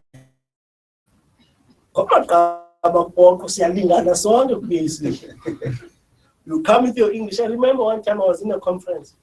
We sat there from 9 o'clock up until 5 o'clock. When we were singing, this. I was here from 9 o'clock up until now. I don't know what to report in my branches because we're all speaking English. We must start all over now. I said, no, this old man. I said, no, that I will explain to you. Can you sing comrades? No, because the ANC is clear that non-conformists, they know they are wrong. And they do. They do. We deal with policy and GC. We PAC, it's them who are leading us. Right? Hence, it's supposed to be transit, hence, vision from the PASMA branch to a PAC branch. It's a huge difference. Don't think because you are able to come here and call order and talk PAC politics and you think that you can implement those in kindly populating a PAC branch. You'll be taken to task there. And the most important thing, yes, the 5 M's are very important, but I'll tell you something more important than that, is the oath of allegiance. The oath of allegiance, you must know it by heart. Read that oath, it's only 5 sentences. That oath, I'm telling you now, from, a sentence, but it's a capital letter, full stop, capital letter, I want you to just do that simplicity, capital letter and full stop. You see, it's 5 sentences. It's only 5 sentences, the oath of allegiance. But there are people who've been PAC members for years, they can't even say the 2 sentences in that oath of allegiance. When you're about to take oath of allegiance, people say, Hey, first, do you have your oath? And you've been a PAC member for years. Right? Right? You must say, all my life, honor and fortune. And you go on up until the last full stop. It must be in your heart, like the Mau Mau. There, the Mau Mau was very simple. The operation was about the rope and the knife. It's what influenced the Polko uprisings in 1960 in part. Those fathers, they were working here, up in Stockton, right? Here in the harbor. They were told that you bring the white man's hand, you'll be a member of the PAC. They did that, some of them, in a plastic bag. Membership form here. It happens. Those people who were hanged the most are people from Pan who fled to Mbashe. They were hanged the most, right? They were hunted and hanged. You want membership? No, 10 rand I don't have. White man hand I can carry. So the revolution, the elitist one, yes, it's true. This one is elitist. Hence, it's taking us longer. Yeah. I'm not sure if I can add I need to go as well. president. He was my president. Anyway. I think what is important for you now, you have been enticed. You have been inducted in a class, a Bafo class called the middle class. So if you don't want to derail the revolution, just like the people you are talking about, you have to commit the class suicide, meaning that you have to identify. As I was saying, that I cannot know the pain of the students in UCT unless I'm a student. I can sympathize with you, but really I don't understand what are your daily problems. So that is the same issue when it comes to the revolution of our people. Class suicide is important, and I think there's no one who symbolizes that more than Prof. Solu. Because he had everything, but he decided to stay in Orlando, in a very small house. And they say that he avoided the first class like a plague. Yeah. Training. Because he knew things that it comes up with. And that is why I know that you will afford houses closer to the sea. You should know that those houses, they are taking you more away from the township. But okay, maybe it's a debate on its own. So I have a different view to this. Because I'm of the view there's nothing wrong in moving and stay wherever you want to stay. Right? As long as what's inside is what you are practicing. I have a difference. At some point, I must not, yes, I must practice what I preach. But you also need to understand that the township are care spaces, and we need to move out of them if we can. Yes. There's nothing wrong in staying in Claremont or somewhere else. If you're fighting for the land, what's stopping you from occupying that one? Right? So I'm of the view it's not about the material benefits, it's what you use with them that counts the most. Right? But it's a debate for another session. Because of ixesha mafika umasixolele bawunovimba but ndizakunika thuba but just to be very brief because I can see abantu bazokuthi baphume bonke but I'll just give you my next one, just a short question. I'll be short now. I need to. Yeah. Around the issue of race within the PAC ideologically, and perhaps how we position ourselves in relation to the PC camp as the PAC, knowing that the PC now influence the PAC, but most importantly, the PAC maintains that there's no race. There's only one race, which is the human race. And also Mugwe moves further in saying, but there's no need in a liberated society. There's no need to see strong as if they are the enemy. The color will be irrelevant like a ship of a clear. But the problem comes now, but as black, as you said, we are a problem. We are nothing but conquered and defeated souls. How is it that we're saying an African is someone who pledges allegiance to Africa, meaning a white person, if a white person pledges, now Chuck pledges allegiance to Africa. So must we smile now as if Chuck does not carry or embody a sense of privilege by virtue of existing and breathing in space. So I don't know to position a PAC, because I know PAC has opened its shores so they say, but as a naive, I'm a quick version of a PAC, because PAC's policies and principles, especially NUSB, is to overthrow all forms of white domination. And but how do we then allow the very same white people to join parts in the same movement? Not. There is race and there's racism.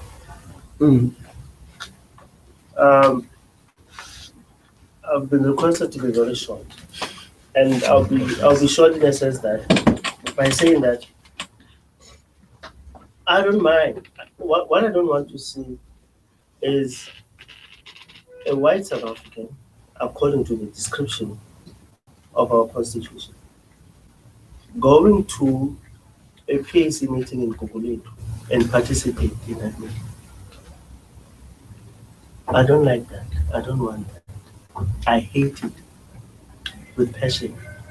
If the person is PAC hardcore, then he should establish a PAC branch where he or she resides. If you're a white person who stays in Stellenbosch, you love PAC, open a PAC branch in Stellenbosch and invite us. Then we will say you are PAC. Don't come and sympathize with us in our own space. Liberate your space first and invite us to be witnesses of that liberated space. There's always been one mood, one trend from suburb to townships, right? This is what happened with Umzulu. It has become an adventure for white kids. I go to the township, 2 hours, I come back, yay! Right? That's it. You can't tell me anything, I'm South African. Right? It has become an adventure. Right? So if they want to come and be PAC, there's only one race. They must cut their umbilical cord with Europe. They must be willing democratic government. Right? You see what happened in Zimbabwe? A white Zimbabwean will tell you that I'm Zimbabwean by blood. And I owe my allegiance to Zimbabwe. Because they were at one stage beaten to the core. And they had to make a choice and they decided to stay. Here, we have a situation whereby the ANC intellectuals came up with the concept of a two-stage theory or a colonization of a special type because the oppressor is sharing the same space with the oppressor. Right? We said nonsense to the two-stage theory. We said nonsense to the colonization of a special type. Colonization is colonization, full stop. If you want to join PAC, we have no problem with that. Where do you stay? In Claremont, open a PAC branch. All you need is only 20 members. You open a branch, we go there, we also go like, we listen, isolate, Africa, chairperson, chair the meeting. We talk about, okay, fine. This is the PAC branch. It has met all the, these comrades are PAC. Comrades, where are you? Do you have t-shirts? You must make t-shirts. They have a constitution, do you know the oath of allegiance? Stop this nonsense of allowing branches to host people from other areas. We want PAC all over the place. They must open branches. This thing of accommodating people from all over to come and join. Nonsense. They must open the branch where they stay. Case closed. That's how you deal with racism. That's how you open up this issue. That's how you put it into practicality. Case closed. But of course, I'm being on the top. If we had enough time, I would have broken it down for you in terms of race, racism, whiteness, destruction, everything. But for now, I'm just in your face. No, man, this is not the last day. It was just the first day. We'll have more of this thing. But don't forget to do that sign up. Let's sign up for the beach day. We always write a date there where we can connect with other. Then we'll inform you later. You can go on the Facebook page or use Tipasma where we'll inform you about what will happen and how it will happen. Yeah, let's close the meeting.